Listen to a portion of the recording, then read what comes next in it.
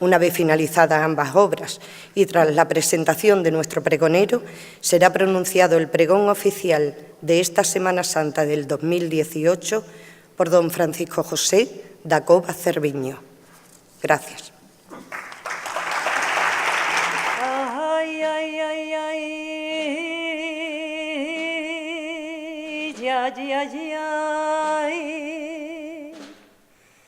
ay, ay, ay, ay,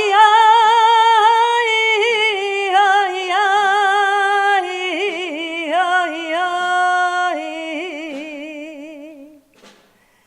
qué tristeza, qué tristeza,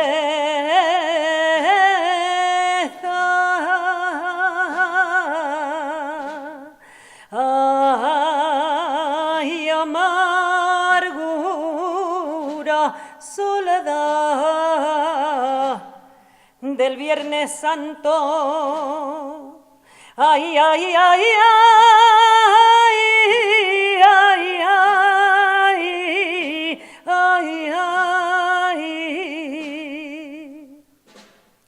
Cuando mira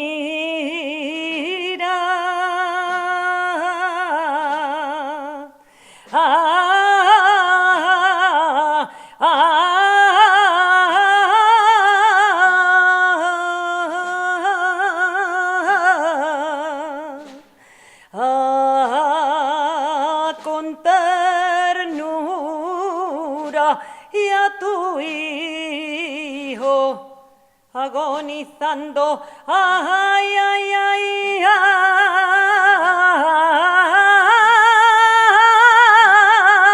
ay, y a tu hijo,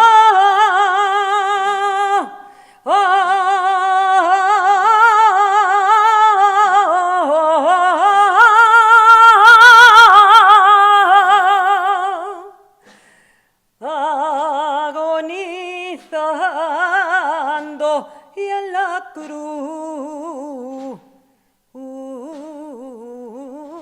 de su tortura, ay, ay, Virgen de la Soledad, en la calle Arias Montano,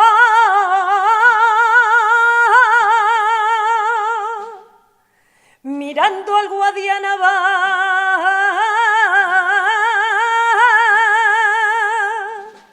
vas caminando despacio y el río por verte a ti ha detenido,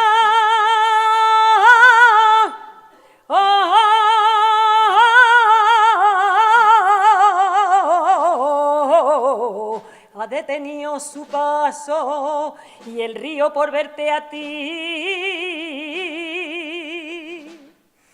ha detenido su paso.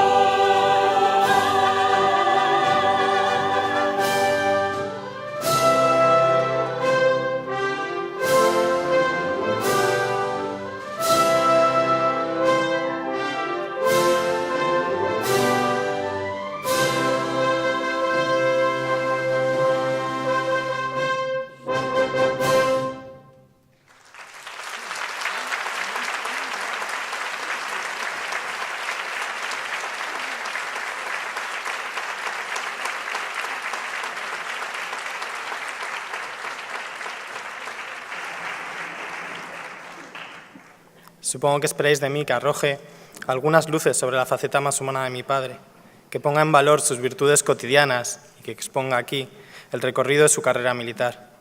Y lo hacéis sin pararos a pensar en lo cuesta arriba que se me hace esta tarea, en lo complicado de superar un nudo de admiración y respeto que se me atasca en la garganta.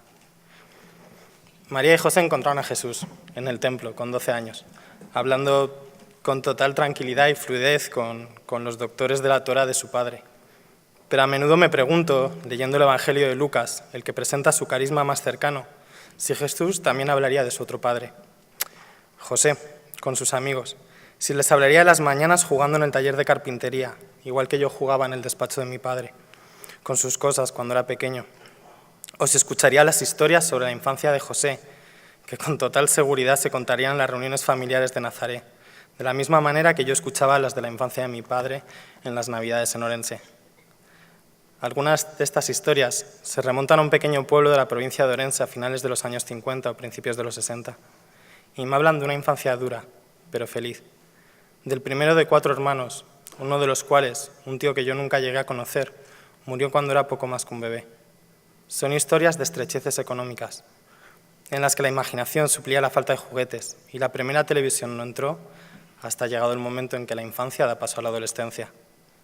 Historias de una familia unida para salir adelante, fábulas edificantes sobre la constancia y el esfuerzo, pero son, sobre todo, historias que aún hoy, en las reuniones familiares en casa de mi abuela, se cuentan siempre entre risas, con un toque de nostalgia, pero rebosando felicidad.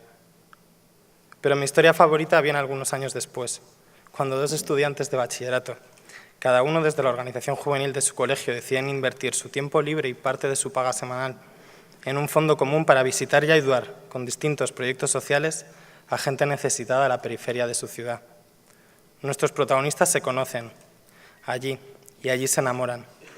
Amor a primera vista, primer amor, único amor, pues son una serie de tópicos que se repiten y que con el paso de los años convierten a aquellos adolescentes en la pareja que continúa felizmente casada al llegar casi la edad de su jubilación y que tengo la suerte de tener por padres. Pero no nos precipitemos.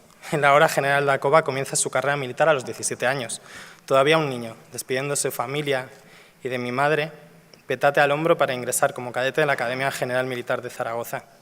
Y allí, para qué más detalles, ya sabéis, maniobras, exámenes, permisos, arrestos.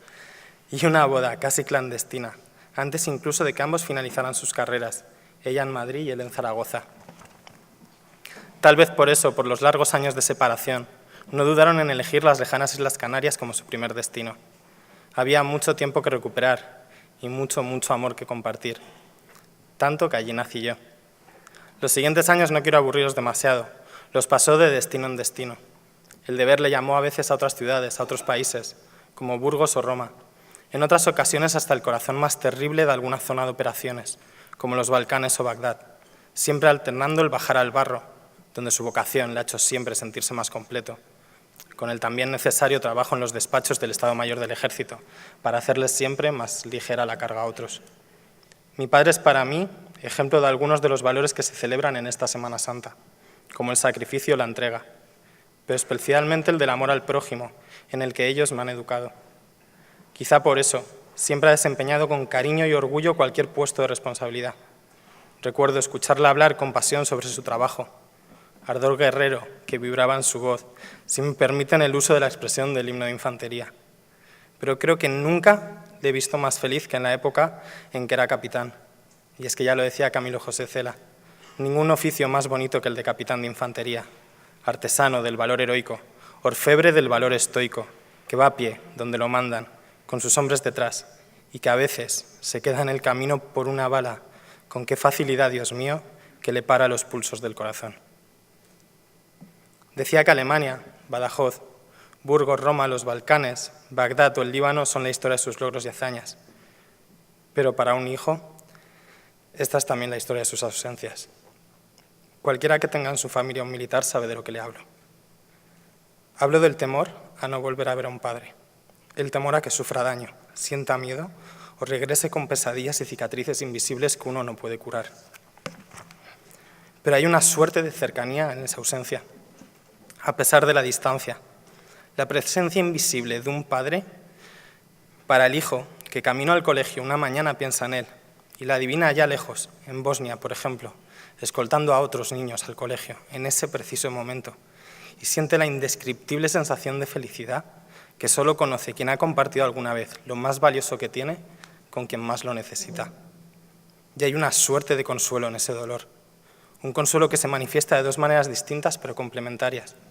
La primera de ellas es la de saber que junto a tu padre se encuentran sus hermanos y hermanas de armas, algunos presentes hoy aquí, religión de hombres honrados, compartiendo la carga y la satisfacción al tiempo del deber cumplido, siempre a pie y sin dinero, como dijera Cela. A los que no lo hemos vivido nos cuesta entender ese vínculo, pero lo cierto es que se puede sentir de forma muy palpable cuando convivimos con ellos. Y por eso siento tanta gratitud cada vez que veo un uniforme militar. La otra manifestación de ese consuelo es la de saber que el compromiso que ellos adquieren con el conjunto de la ciudadanía española, dispuestos incluso hasta dar la vida, me ha ganado una nueva y extensa familia. Una familia que encuentro en cada esquina y en cada palmo de esta bonita tierra que llamamos España. Desde su Galicia natal hasta las Islas Canarias que me vieron nacer a mí. Desde los Pirineos hasta el Estrecho, pasando claro por Extremadura. Desde el pequeño pueblo en el que él veraneaba de pequeño hasta esta ciudad de Badajoz, donde hoy tengo yo el privilegio de dirigiros estas palabras. A cada uno de vosotros, con vuestros sueños, con vuestras inquietudes. Y una misma certeza, la de que nosotros podemos dormir tranquilos por las noches, porque gente como mi padre protege nuestras fronteras y nuestra seguridad. Me imagino que consciente o inconscientemente, esta es la razón última por la que habéis escogido a un soldado para leer el pregón este año. Y es que quizá no haya profesión que tenga más que ver con la vocación de servicio, con el sacrificio, con la entrega por los demás e incluso con la fe. Es el salto al vacío de quien confía plenamente en el compañero que tiene a su lado, en su propio entrenamiento y coraje, fe en un proyecto de libertad y progreso que se sustancia en lo que venimos a denominar Estado democrático y de derecho. Termino ya resumiendo en pocas palabras quién es nuestro pregonero de hoy, el general Francisco José Dacova Cerviño. Me temo que después de tantas palabras no hay ninguna combinación de ellas que pueda expresar con suficiente acierto todo lo que me gustaría decir de él. Él es un buen soldado, es una buena persona y el mejor padre que un hijo como yo pudiera imaginar o incluso merecer. Le paso la palabra ahora a mi padre sabiendo que dirigirá este pregón a una ciudad que ama, os lo aseguro, y estoy seguro de que sabréis devolverle todo ese inmenso cariño que él os tiene. Muchas gracias.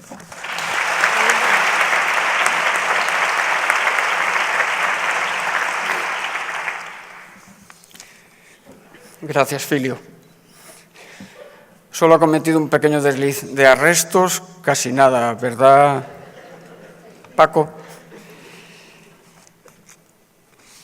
Excelentísimo y reverendísimo señor arzobispo, excelentísima señora delegada del Gobierno, ilustrísimo señor alcalde, mi generales, mi coronel, mis coroneles, jefe superior, excelentísimas e ilustrísimas autoridades eclesiásticas, civiles, militares, compañeros, señoras, señores, muy buenas noches y gracias por su presencia esta noche aquí, en este teatro de la ciudad. Señor presidente y pleno de la Agrupación de Hermandades de Penitencia y Gloria de Badajoz, hermanos mayores, Asociación de Costaleros y Capataces San José, antiguos pregoneros, cofrades, que Dios os perdone. Que Dios os perdone la temeridad de encargarme a mí, un pobre lego en la materia, nada más y nada menos que la responsabilidad de pregonar la Semana Santa de Badajoz precisamente ante vosotros, que lleváis toda la vida sintiendo en lo más hondo de vuestra alma la emoción de conmemorar estos misterios de una manera tan intensa y tan de aquí, tan de Badajoz.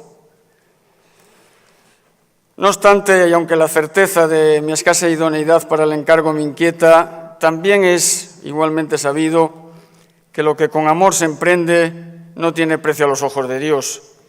Y por eso, precisamente, asumo el reto con el valor que a un soldado se le supone y al mismo tiempo, cómo no, con la confianza fundada en el amparo del Altísimo. Que Dios me ayude y a vosotros os perdone.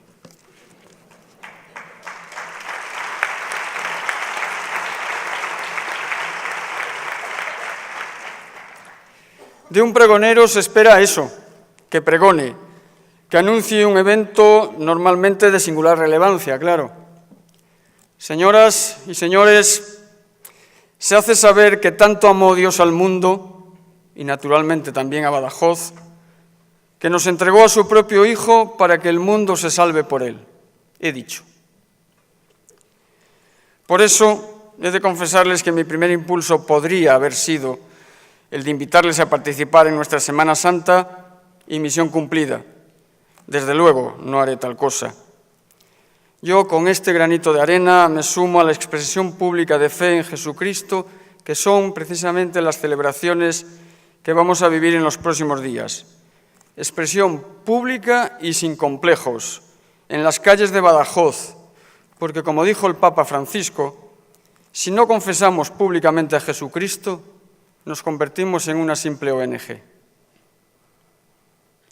En estos ya casi 5 años en los que he tenido la oportunidad de vivir, y creo que también de integrarme aceptablemente en nuestra ciudad, he tenido también la fortuna de sentir en toda su extensión el significado, el sentido profundo de su Semana Santa, y en consecuencia de presenciar con, para mí antes desconocida emoción, los pregones con los que en este mismo escenario y en algún otro de la ciudad, otros mucho más cualificados pregoneros que estáis ahí nos han obsequiado.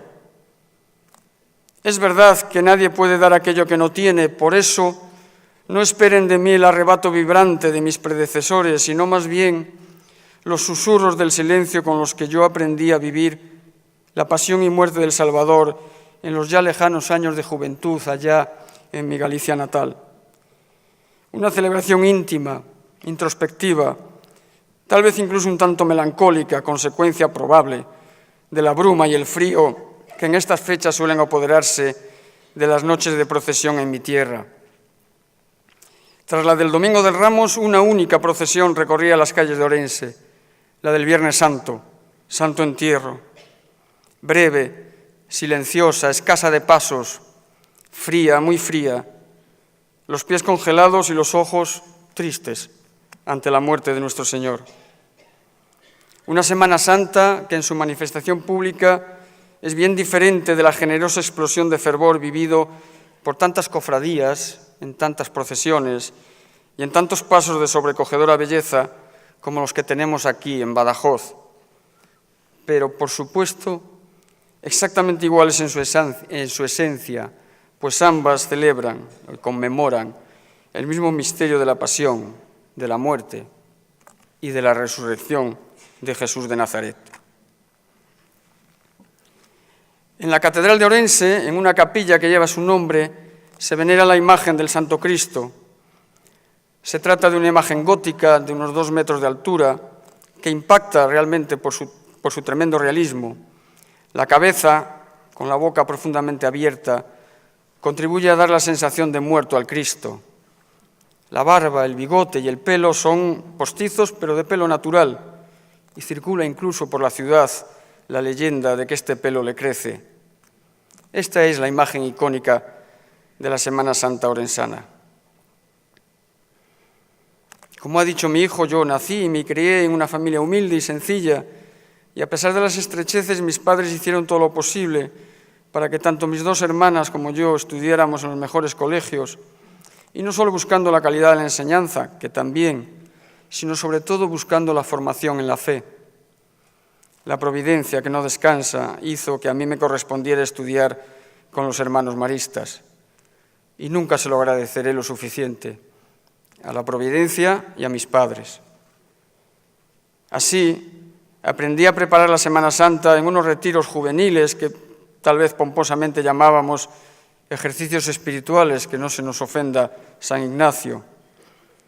Oración, reflexión, meditación. Era, créanme, una magnífica manera de celebrarla. Y en estas andaba yo, en esa edad tierna entre la adolescencia y la edad del pavo, en la que si de algo careces es de madurez para adoptar grandes decisiones, cuando tuve que tomar las 2 más importantes de mi vida. Hoy, y con la perspectiva que da el tiempo, he de reconocer que en las 2 acerté plenamente. de nuevo la providencia. La primera, por riguroso orden cronológico, fue, como se ha dicho, la de enamorarme. Éxito pleno, a la vista está. La segunda, también todo un acierto, la de ser militar. Extraña decisión, pues lo he repetido ya en alguna ocasión. En los anales de mi familia, ni los más viejos recordaban un solo uniforme. ¿Qué buscaba yo entonces en la milicia? Entonces, desde luego, no lo sabía, ni siquiera me lo planteaba seriamente. Aventura, valores, ganas de servir, de entregarme a algo grande. Pero tal vez sirva de pista para comprender esa decisión una frase del Evangelio que siempre me conmovía al escucharla. Nadie tiene más amor que el que da su vida por sus amigos. No lo sé. Una vez dentro ya, y con el paso de los años, encontré respuesta sobrada.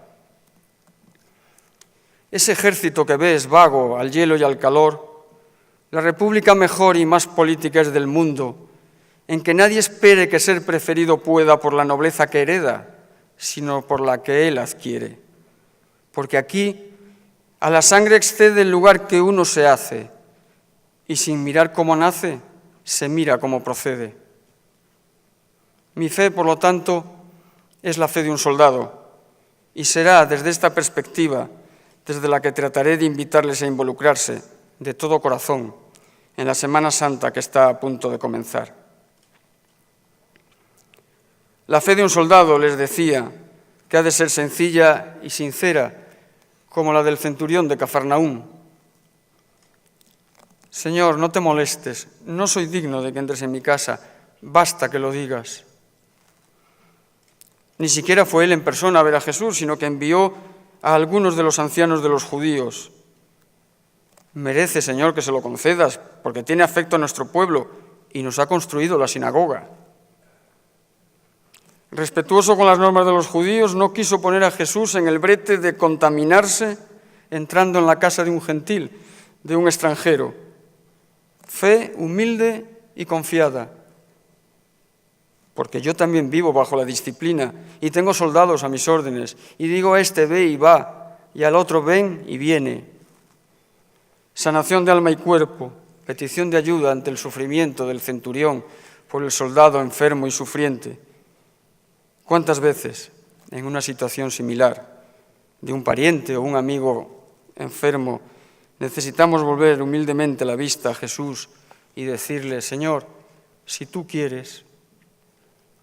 Por eso para él, para este centurión, la conclusión era evidente. No te molestes, Señor, di una sola palabra y mi soldado quedará sano. Y grato debió ser su comportamiento a los ojos del Salvador, pues el enfermo se curó. Y desde hace ya muchos siglos, las palabras de aquel centurión se repiten incesantemente, sin pausa, durante las 24 horas del día, todos los días del año, en algún lugar del planeta, justo tras la consagración en la Santa Misa. Sí, algo me decía desde el principio que sería fácil vivir la fe precisamente desde dentro de la milicia. También, sin quererlo, feliz casualidad, sin buscarlo siquiera, este exalumno marista, como he mencionado, descubre que en su nueva casa y como soldado de infantería se encontraría de nuevo con el patronazgo nada más y nada menos que de María bajo la advocación de la Inmaculada. Pero es que Cornelio, el primer gentil bautizado, era también uno de los míos, otro centurión. Aquí la necesidad no es infamia. Y si es honrado, pobre y desnudo un soldado tiene mejor cualidad que el más galán y lucido, porque aquí, a lo que sospecho, no adorna el vestido al pecho, que el pecho adorna el vestido. Y así, de modestia llenos, a los más viejos verás tratando de ser lo más y de aparentar lo menos. El Viernes Santo, con su muerte en la cruz, culmina la pasión del Señor. Y de nuevo allí un soldado fue testigo privilegiado de ese gran misterio de nuestra fe y se convirtió de corazón. Verdaderamente, este hombre era hijo de Dios.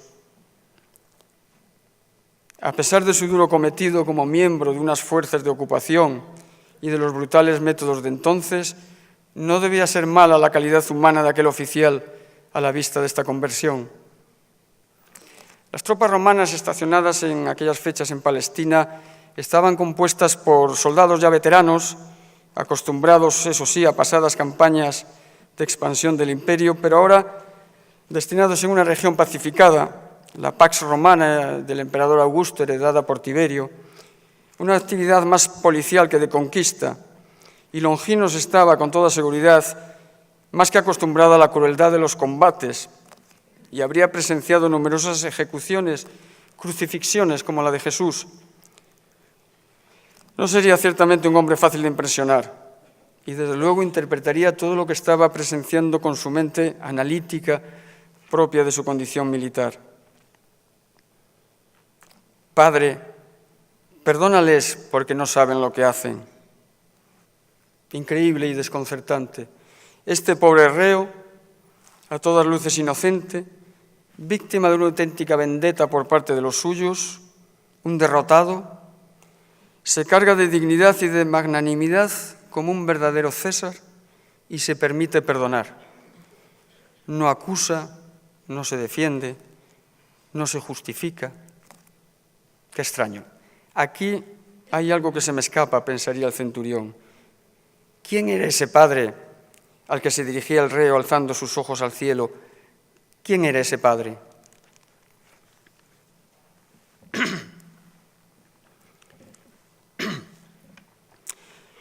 Los domingos en aquel Bagdad de 2003, recién acabada la guerra que depuso a Saddam Hussein, eran un día casi como otro cualquiera de la semana, con los mismos problemas, con la misma llamada a la oración en la lejanía, de madrugada, todavía de noche, por parte del muecín, seguida habitualmente del ruido de las explosiones con las que la insurgencia reclamaba su casi diario tributo de sangre y terror.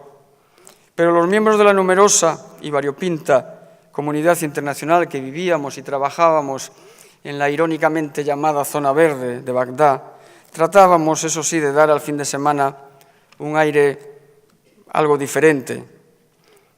En una sala enorme del Palacio Presidencial, con paredes de mármol, decoradas, eso sí, con pinturas de pésimo gusto y de pésima calidad, convertida a la sazón en sala ecuménica de oración, se sucedían el domingo, desde hora bien temprana, los oficios religiosos de las diferentes confesiones de los que allí nos encontrábamos. A los católicos, más bien minoritarios, nos venía tocando eso ya de las 4 de la tarde. La misa la oficiaba un pater militar del ejército norteamericano, un filipino de nombre literalmente Ricardito, pero que no hablaba ni una palabra de español. Y entre los escasos asistentes nunca faltaba una señora mayor, una trabajadora local al servicio de la coalición, perteneciente, luego lo supe, a la pequeña comunidad caldea de Irak, que para la ocasión, para la Santa Misa, vestía siempre completamente de negro, con un muy ligero velo sobre su pelo, y rezaba con tanta devoción, con tanta circunspección, que desde el primer día llamó mi atención. Ella solo hablaba árabe, apenas unas palabras en inglés que habría aprendido de oídas. God bless you, me decía con una sonrisa. Yo no sé si realmente sabía incluso lo que significaba. Shukran, gracias, le respondía yo. Pero lo que más me emocionaba, la razón por la que sentarme a su lado cada domingo era mi gran objetivo del día y de la semana, era que al llegar el momento de rezar el Padre Nuestro, ella lo hacía en arameo, la lengua de Jesús, la lengua en la que Jesús nos enseñó a dirigirnos al Padre. Abu de Bismaya, la misma lengua en la que Jesús crucificado se dirigió al cielo y llamó a Dios Padre. Abu. Hoy estarás conmigo en el paraíso, o tal vez dijo Jesús en mi reino, pero ¿qué reino o qué paraíso puede ofrecer a alguien al que le quedan apenas unos minutos de vida? Longinos muy probablemente empezaba ya a barruntar que se trataba de algo diferente, de un reino espiritual, en todo caso un reino de justicia, un reino de auténtica justicia frente a la injusticia que se estaba cometiendo con aquel nazareno. Y qué mal nos sientan a los militares las injusticias. Hijo, he ahí a tu madre. Madre, he aquí a tu hijo. A pesar de lo que estaba padeciendo, el reo todavía tenía ganas de hablar a aquella mujer destrozada de dolor porque había perdido a su hijo, como nos recordaban en la admonición inicial. Esa mujer, al parecer su propia madre, para consolarle y para encomendársela al joven allí presente.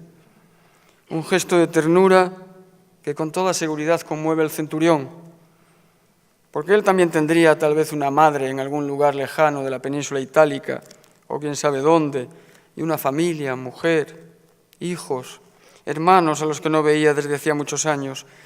Qué ganas de volver a casa. Qué ganas de volver a casa cuando uno pasa mucho tiempo lejos del hogar. Pero bueno, no es momento de sentimentalismo, volvamos a la brutal realidad. Dios mío, ¿por qué me has abandonado? Cuánto dolor había en ese grito desesperado, cuánta soledad, cuánta desolación. El oficial era un tipo duro, fuerte, pero ya vamos viendo que no era insensible. Y en su corazón surgió la lástima, o mejor dicho, la compasión, porque ser un romano no tiene que ser incompatible con apiadarse de los que sufren, de los necesitados. Compasión. En el año 1994, la guerra a tres bandas en los Balcanes continuaba todavía en su dramático apogeo, bien lejos de los acuerdos de Dayton, que posteriormente pusieron fin, más o menos, a aquella locura.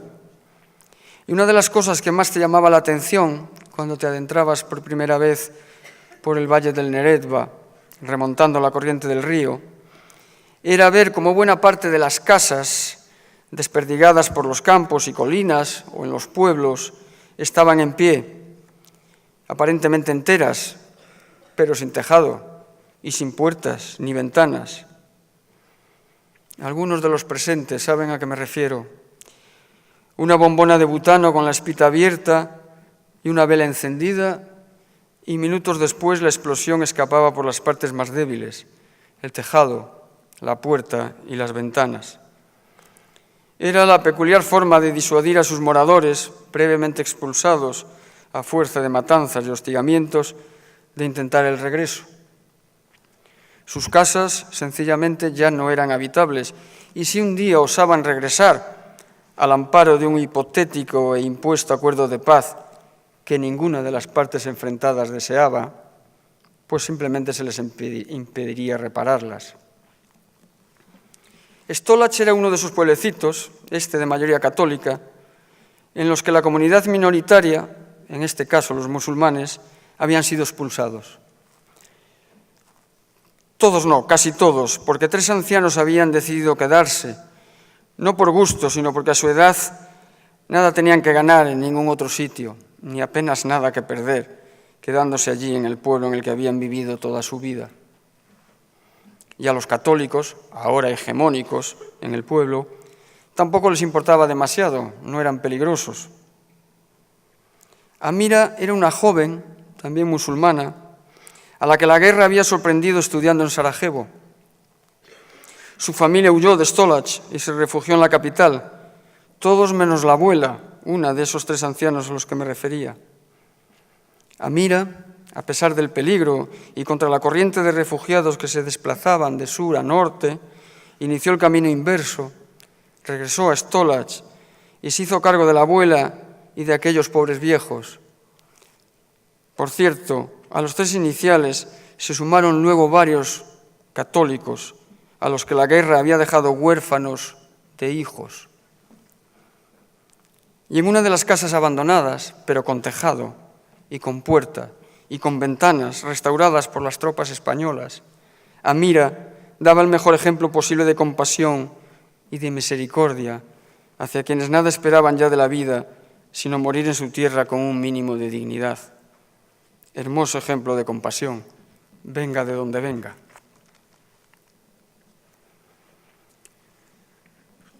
Tengo sed, rápido, que le acercan a la boca una esponja mojada con lo que haya más a mano, vinagre, lo que sea. Sin embargo, no debe ser ese tipo de sed la que tenía el reo, pues rechazó la esponja. ¿Qué tipo de sed, pues? Santa Teresa de Calcuta la identifica como sed de amor, sed del amor de Dios y sed del amor de todos nosotros, causa de su venida al mundo y de su pasión y de su muerte. No podía ser.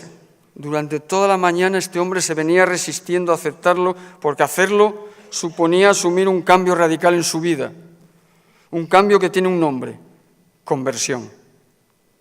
Finalmente se dejó llenar del amor de Dios, se rindió a la evidencia y proclamó sin reservas, verdaderamente este hombre era el Hijo de Dios.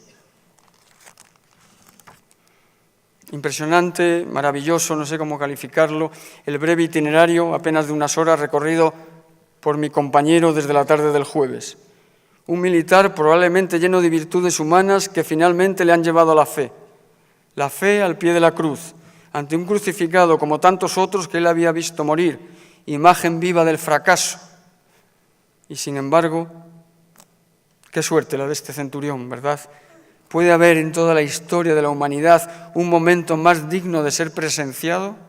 Y él, un simple soldado, lo vivió en primera persona a los pies, literalmente, del Salvador.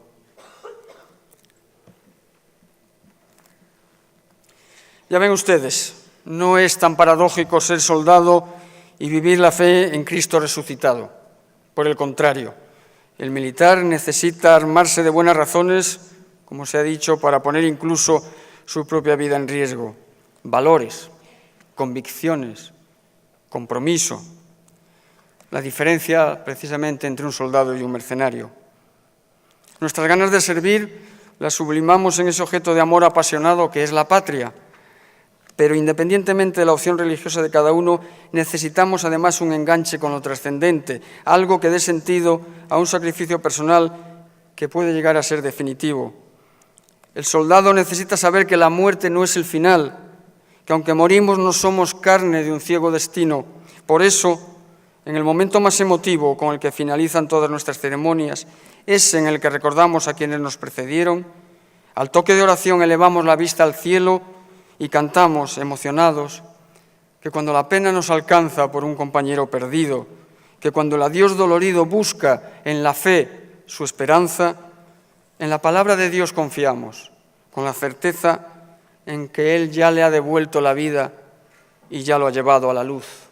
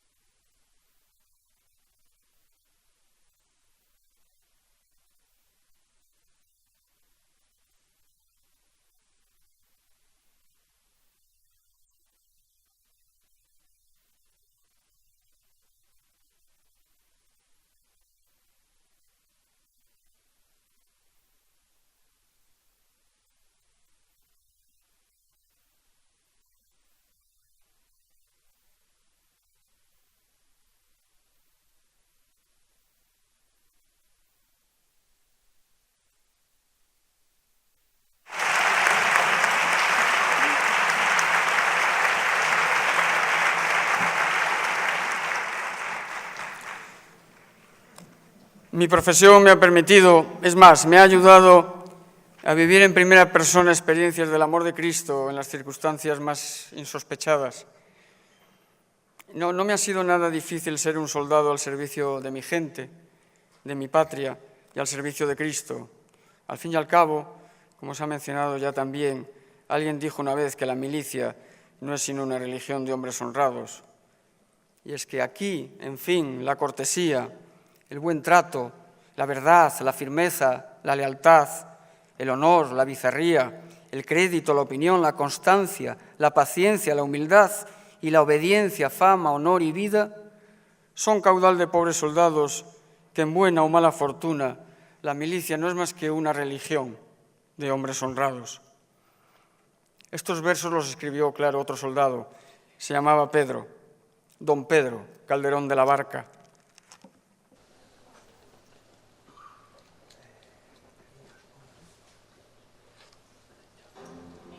Este ejército que ves, vago al hielo y al calor, la república mejor y más política es del mundo, en el que nadie espere que ser preferido pueda, por la nobleza que hereda, sino por la que él adquiere.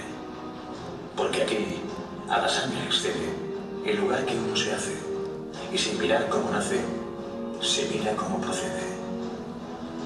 Aquí la necesidad no es infamia, y si es honrado, pobre y desnudo un soldado, tiene mejor cualidad que el más galán y lucido.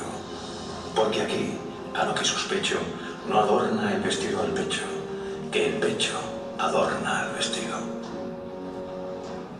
Y así, de modestia llenos, a los más viejos verás, tratando de ser lo más y de aparentar lo menos. Aquí la más principal hazaña es obedecer, y el modo como ha de ser es ni pedir ni rehusar. Aquí, en fin, la cortesía, el buen trato, la verdad, la firmeza, la lealtad, el honor, la bizarría, el crédito, la opinión, la constancia, la paciencia, la humildad y la obediencia, fama, honor y vida son caudal de pobres soldados, que en buena o mala fortuna, la milicia no es más que una religión de hombres honrados.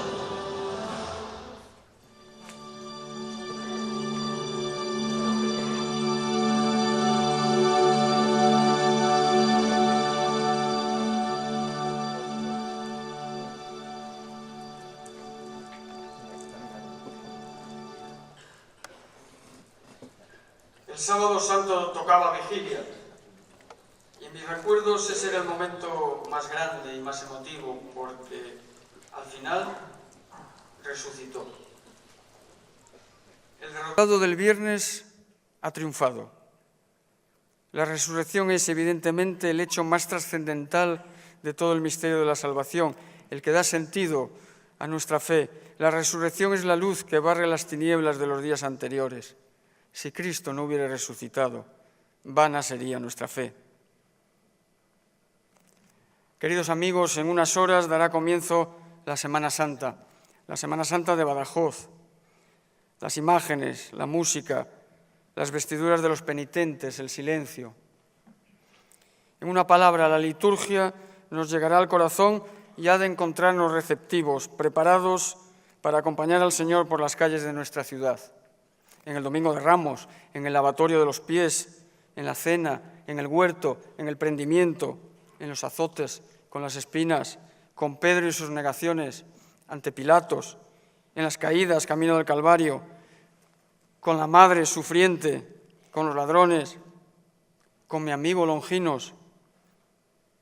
Acompañemos a Jesús humillado, sufriente, azotado, crucificado y muerto en la cruz, con fe, con agradecimiento por su sacrificio inmenso, con respeto, con lágrimas si hace falta, hasta el júbilo sin medida del Domingo de Resurrección.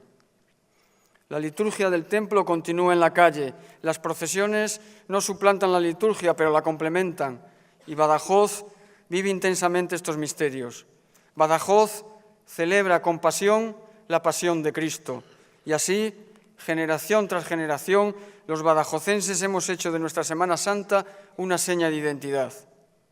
Por eso es de justicia agradecer a todos cuantos hacéis posible esta maravilla, vuestra dedicación desinteresada y vuestro trabajo. Me refiero, naturalmente, a las cofradías que lleváis el Evangelio a las calles de la ciudad y que, como con esto no basta, no dejáis de trabajar el resto del año por aquellos que más lo necesitan. Evangelio vivo, porque una fe sin obras es una fe muerta. Y también gracias, como no, a las autoridades, a las instituciones, a las entidades, a los servicios públicos y, por encima de todo, a los vecinos que dan vida y sentido a la celebración en nuestra ciudad. Y termino como empecé, anunciándoles que algo grande y hermoso va a ocurrir en las calles de Badajoz. Permítanme que les invite, que les exhorte a participar intensamente en los misterios de la muerte y resurrección del Señor, con el corazón dispuesto a dejarse cautivar por el amor infinito del Redentor, como hizo aquel rudo centurión, al que en poco más que un par de horas todo su mundo anterior se le vino abajo, con todo lo duro que es eso. Pero a pesar de ello, este hombre no dudó en confesar la divinidad de Cristo, dando así un vuelco total a su vida. Verdaderamente, ese hombre era hijo de Dios. Que el Señor, Dios de los ejércitos, les bendiga a todos ustedes. Muchas gracias.